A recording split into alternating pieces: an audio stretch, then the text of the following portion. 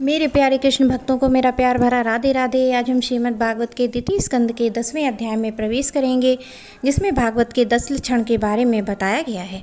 श्री सुखदेव जी कहते हैं, परीक्षित, इस भागवत पुराण में सर्ग विसर्ग, स्थान, पोषण, मनवंतर, ईशानुकथा, निरोध, मुक्ति और आश्रय, इन 10 विषयों का वर्णन किया गया है। इसमें जो 10 आश्रय तत्व है उसका ठीक ठीक से निश्चय करने के लिए कहीं श्रुति से, कहीं तात्पर्य से, कहीं दोनों के अनुकूल अनुभव से महात्माओं ने अन्य 9 विषयों को बड़ी सुगम रीति से वर्णन किया है। ईश्वर की प्रेरणा से गुणों में क्षोभ होकर रूपांतर होने से जो आकाश आदि पंचभूत, शब्दादि, तंत्र मात्राएं, इंद्रियां, अहंकार और महातत्व की उत्पत्ति होती है, उस विराट पुरुष से उत्पन्न हुए ब्रह्मा जी के द्वारा जो विभिन्न चराचर सृष्टियों का निर्माण होता है, प्रतिपद नाश की ओर बढ़ने वाली सृष्टि को एक मर्यादा में स्थिर रखने से भगवान विष्णु की जो श्रेष्ठता सिद्ध होती है, उसका नाम स्थान है। अपने द्वारा सुरक्षित सृष्टि से भक्तों को ऊपर उन पर जो कृपा होती है, उसका नाम पोषण है। मनवंतरों के अधिपति जो भगवती और प्रजापालन रूप शुद्ध धर्म का अनुष्ठान करते हैं, उसे मनवंतर कहते हैं। जीवों की जो वासनाएं हैं, जो उन्हें कर्म बंधन में डाल देती हैं, उति नाम से कही जाती हैं। भगवान के विभिन्न अवतारों में उनके प्रेमी भक्तों की विविध आख्यानों से युक्त गाथाएं हैं।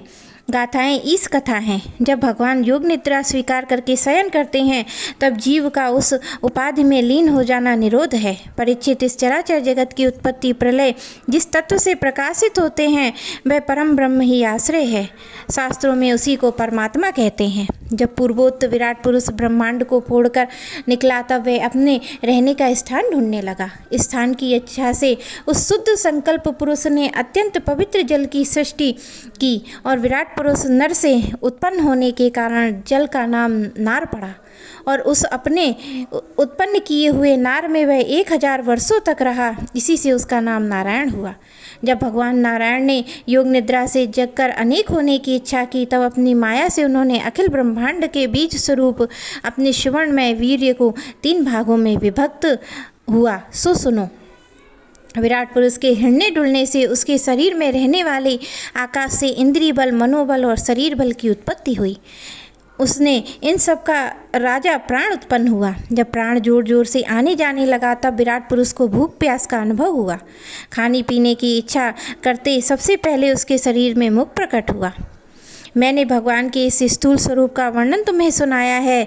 यह 12 की ओर से पृथ्वी, जल, तेज, वायु, आकाश, अहंकार, महातत्व, प्रकृति, इन 8 आवरणों से घिरा हुआ है। इससे परे भगवान का अत्यंत सूक्ष्म स्वरूप है। वह अत्यंत अव्यक्त जिन 2 रूपों में का वर्णन सुनाया है, ये दोनों ही भगवान की माया के द्वारा रचित हैं।